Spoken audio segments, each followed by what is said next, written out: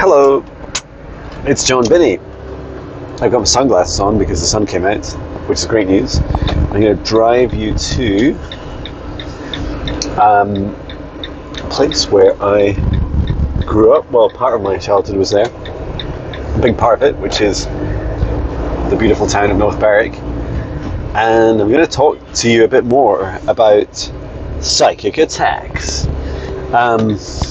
Why? Because, well, sometimes you need less distractions than walking patch, and I know sometimes I feel it's easier to just talk in private and then post publicly. So in the patch walk, if you haven't seen it already, I spoke a bit about a couple of the experiences that I'd had, and of being psychically, energetically attacked. And I thought it would be helpful to talk a little bit about unwanted healings a little bit more. And it goes both ways, right? It means that it's better not to give unwanted, unconsented healings to others, because anything that someone doesn't consent to, even if it is for their highest good, in whose mind, right? In who judges what is the highest good of someone else? And simply, you can't judge the highest good for others, right? You can only really do it for yourself. And you can take the lead from very beautiful beings like our spirit guides. What do they do to work with us? Like, they don't just make us do a bunch of stuff all the time, right? They're like, hey John, you need to give up coffee because coffee is not good for you, so that's not for your highest good, so you need to stop that right now, and then just make you do it, or even go on and on and on and on about it all the time. So, and that's just a small example, right? There could be getting rid of toxic relationships, or all these things in our lives happen for a reason. Doesn't mean that the reason is necessarily for our highest good or not, but it's always up to us to learn from them. I remember when I first started doing my work of healing others, I would often say things like, even if they didn't ask, I'd say, I'm going to send you healing love energy. And in hindsight, it wasn't a good idea. It's not necessarily what they want, right? They may not want my love energy. It doesn't really matter if they want it or not. If they're not consented to it, then arguably I shouldn't be giving it to them. And if you go against someone's consent, or go against someone's free will, explicit free will, then you're going to accrue some karmic debt, right? And I'm pretty sure that some of my, I was paying some of my own karmic debt during my deepest, darkest shadow work, right? Often you have to suffer, not always, but often you have to suffer the very things that you've done to others, right? So that was fascinating. And then the sorts of psychic attacks that can be perpetrated against others are vast, right? There's no limitation to, because I started at the happy end, right? I accidentally, I was trying to give to help. But if we switch that to someone that's trying to hurt you, then this is where things get pretty gnarly, right? I'd say the most common that I come across, and maybe this is just because, in part the view of the people, the kind of section of people, and section doesn't sound right, just what will help people match themselves to my services and what I offer will be people looking for help, but also people that are often have some sort of spiritual awareness. It does often surprise me, still to this day, that when people have a negative attachment or they're under some sort of psychic attack, they seem to know it, right? It seems to be, we seem to have this built into us that we know, even if our spiritual and mental beliefs don't fully understand it all, we just know that we feel under attack. A bit like that feeling of when, if someone's glaring at you, you often kind of look that way, you look back at them, because we've learned these instinctually to help protect ourselves, right, as a species. So these extra sensory perceptions are powerful. Psychic warfare is as much real as cyber warfare and on the ground and in the air warfare. Like it's all a thing, right? And it's been around for thousands and thousands of years. What I have experienced quite a lot is negative entities compromising someone, so having some degree, a small or greater degree over a person, and they may even work in this domain, right? They may even be like a spiritual healer or reader, like a psychic medium or tarot card reader or whatever, or coach, because they're appealing targets because they touch many people, right?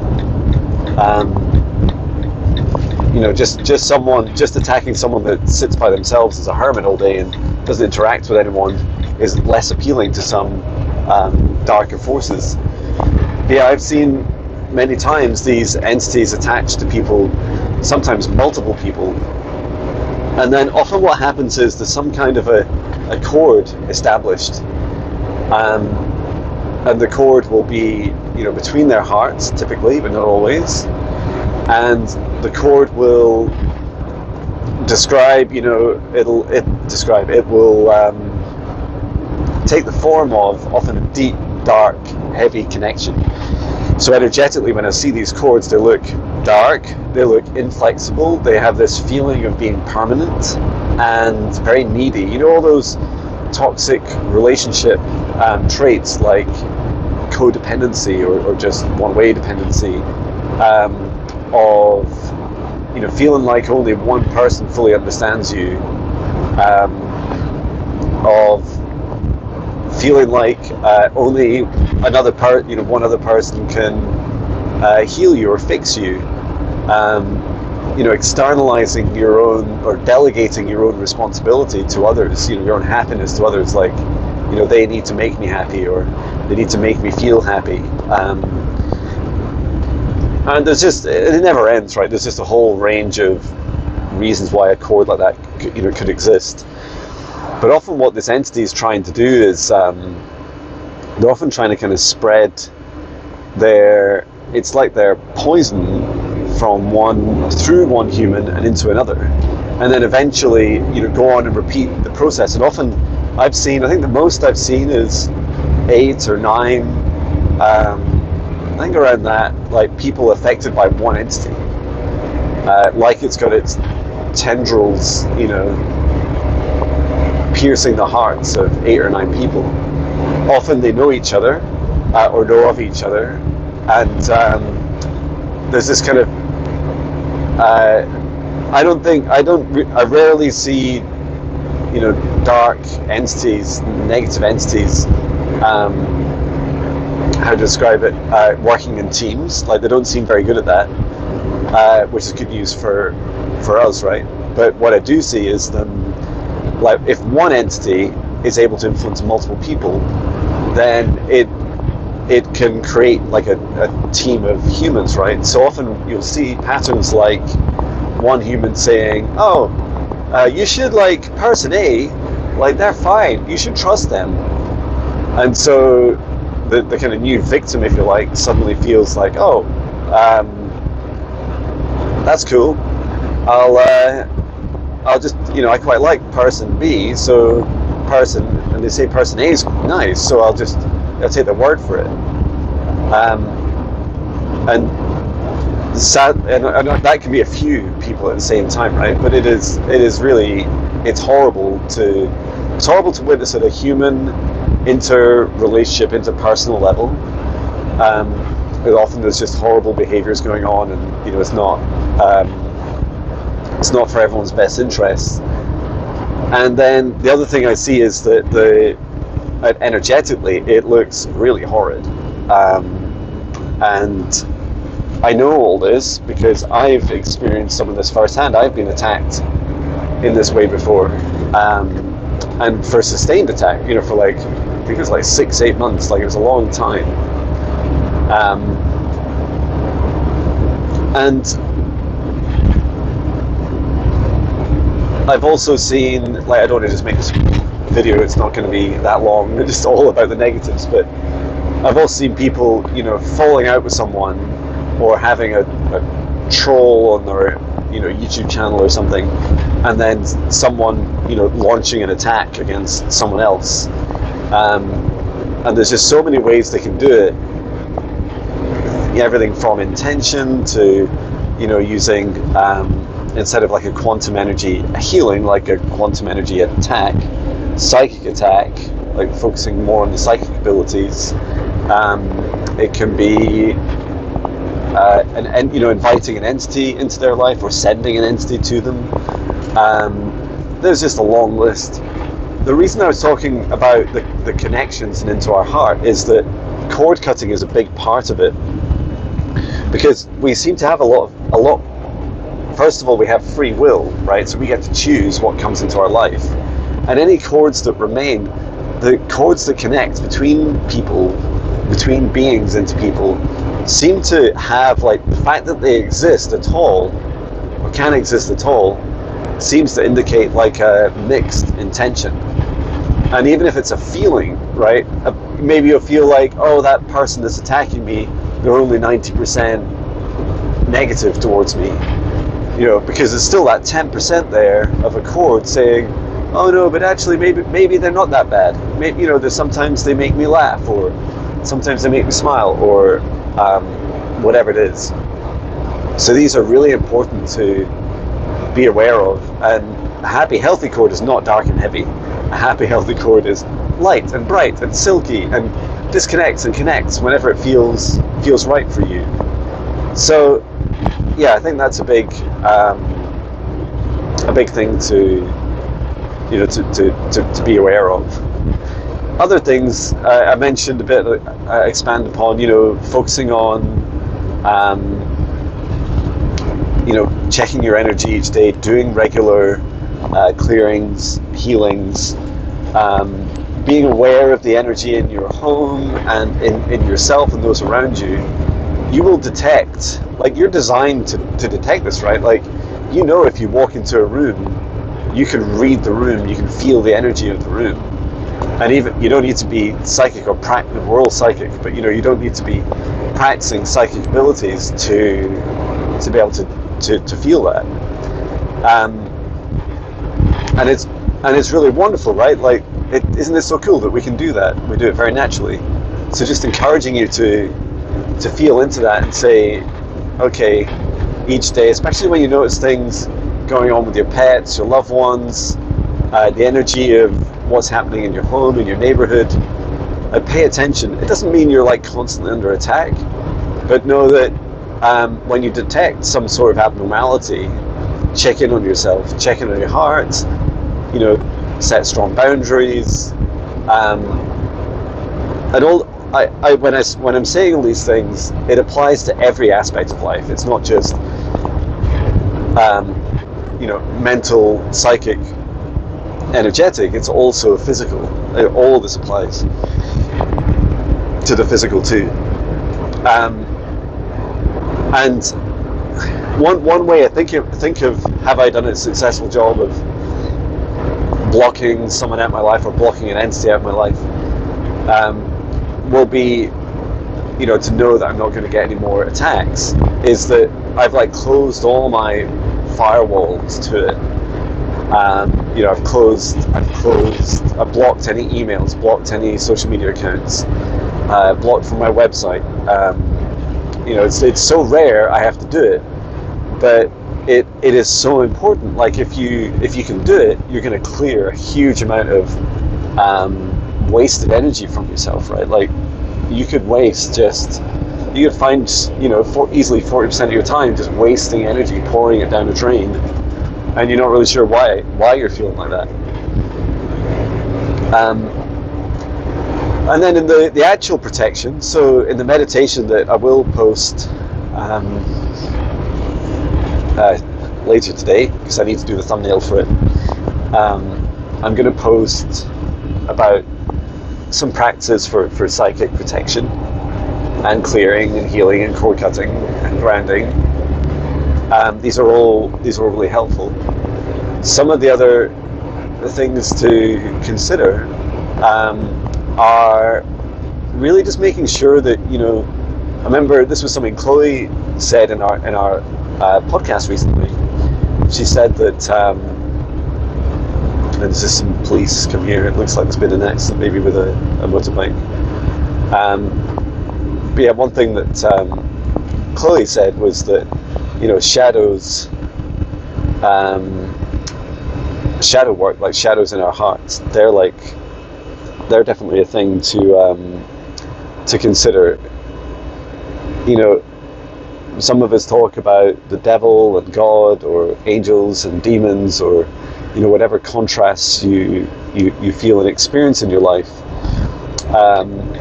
But know that these darker aspects are within us too.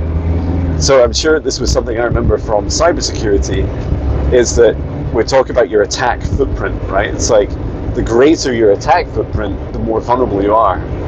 So the more shadows you have, the more unresolved traumas, things within your heart you've not shone a light on, or at least begun to do that. They're the most tempting, right? They're the little holes in the firewall, in the castle wall, to try and get through to you. So just being a whole happy soul and happy heart is a fantastic step forwards. I also feel like taking responsibility and accountability for everything in your life is hugely powerful. Not blaming others, being sovereign, making sure that you have strong boundaries, and tell people about your boundaries. They don't need to agree, right? We seem to be, at least culturally, we seem to here in the West, or at least in Scotland, we don't really have much language around boundaries. Even if we said, "Oh, that's a boundary for me," people wouldn't really understand what you mean.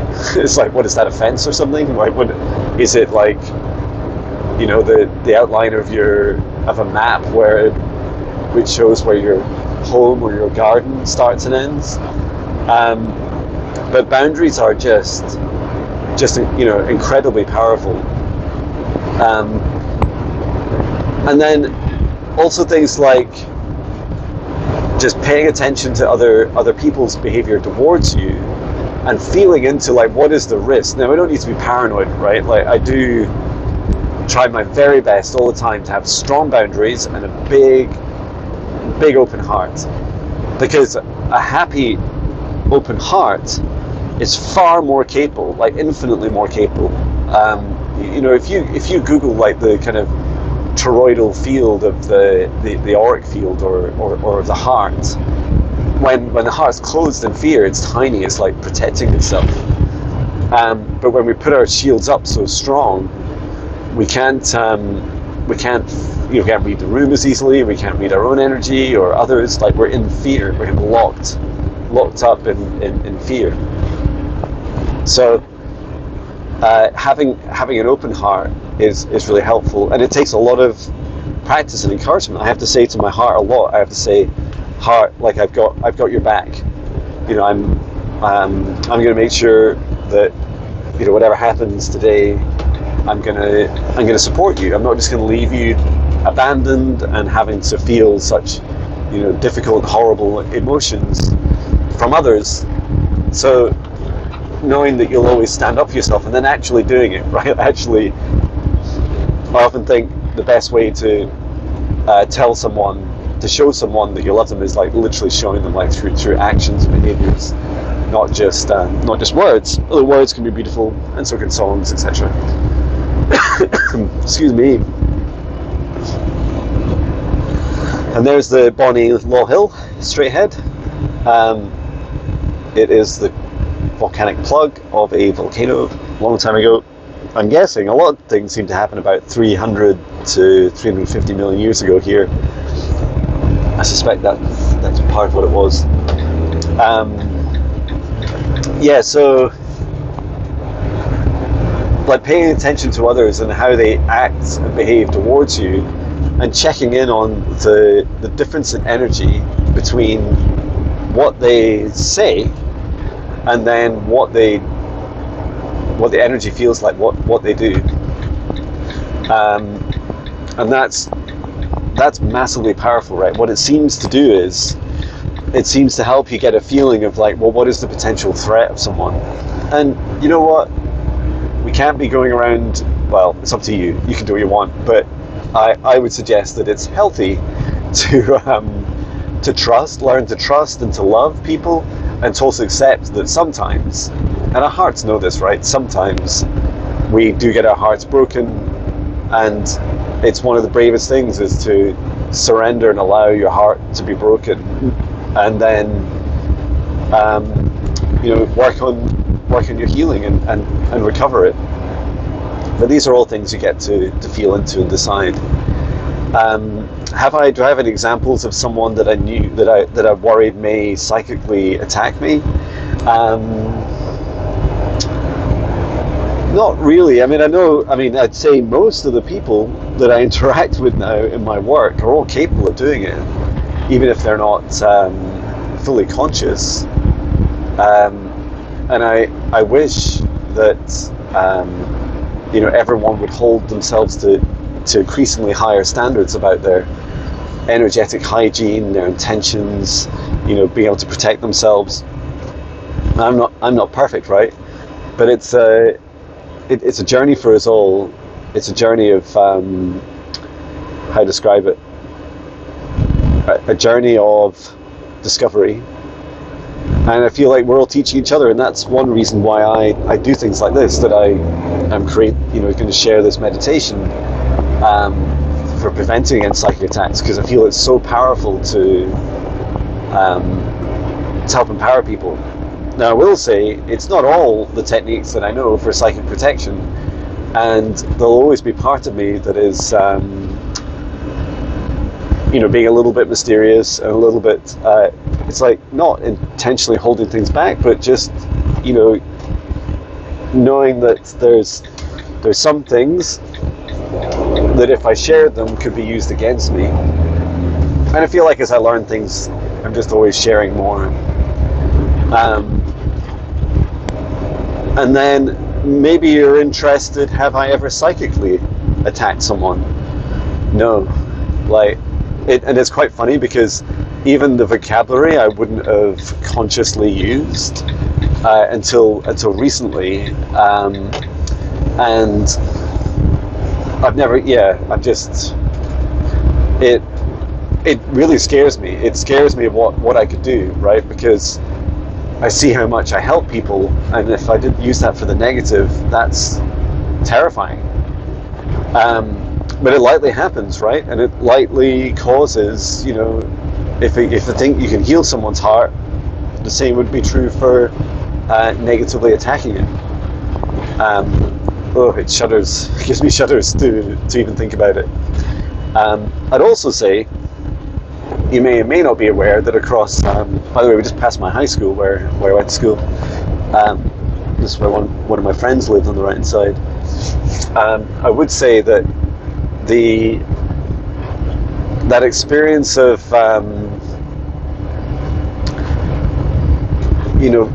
this whole world and what the whole world's going through, it is like the whole world is being attacked through programs of fear, trying to compromise our free will or get us to partially agree to things.